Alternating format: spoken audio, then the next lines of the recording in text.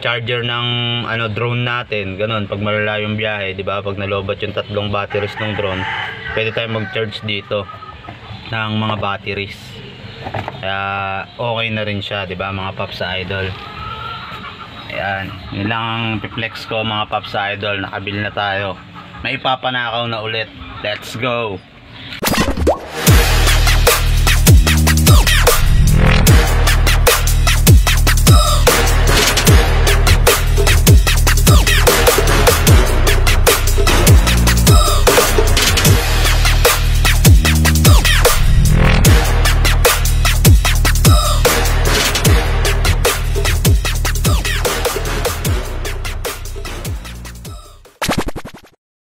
Yo mga Paps Idol, Ning More Good. For today's video ay may ipiflex lang ako sa inyo. Yung nanakaw kay Isuzu dati na charger at saka fan. Ito na, nakabili na tayo mga Paps Idol. Ito, pakita ko sa inyo.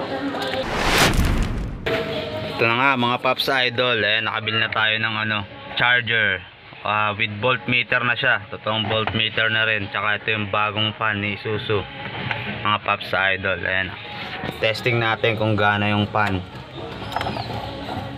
Ayan, hindi ko na pala siya na unbox kasi na video na mag unbox kasi excited na yun quality, lakas mga Paps Idol. Ito yung binili ko pala, marami ng port. Ayan mga USB port, may type C pa sa gitna. Ayan 4 siya. Tapos meron na rin siyang 220 na saksakan. Pero tinesting ko siya do sa mga mga pambahay na mga disaksak na speaker. Di niya kaya, namamatay yung bali siguro hindi talaga niya kaya yung mga 220 talaga. Pero at least pwede na to sa charger ng drone natin, ganun, pag malalayong biyahe, di ba, pag nalobat yung 3 batteries ng drone, pwede tayong mag-charge dito ng mga batteries. Kaya okay na rin siya, di ba, mga Paps Idol. Ayan, yun lang ang flex ko, mga Paps Idol. Nakabili na tayo, may ipapanakaw na ulit. Let's go. Ito pa mga Paps Idol, nakabit na rin pala natin yung carrier. Ito yung dati niya ng bracket sa dati niyang carrier. Ginawan ko lang ng paraan para mag-fit ulit siya dito sa bagong carrier, kasi hindi ganyan yung brand ng dating carrier ni Isuzu, mga Paps Idol. Pero all goods naman siya. Ayan, tibay naman pagkakabit. Ayan, di gumagalaw.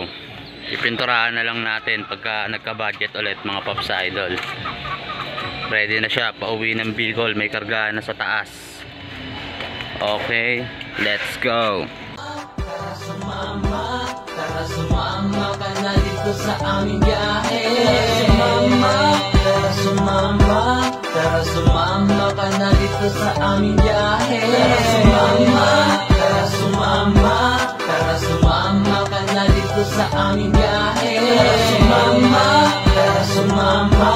Tara sumama ka na dito sa aming biyahe.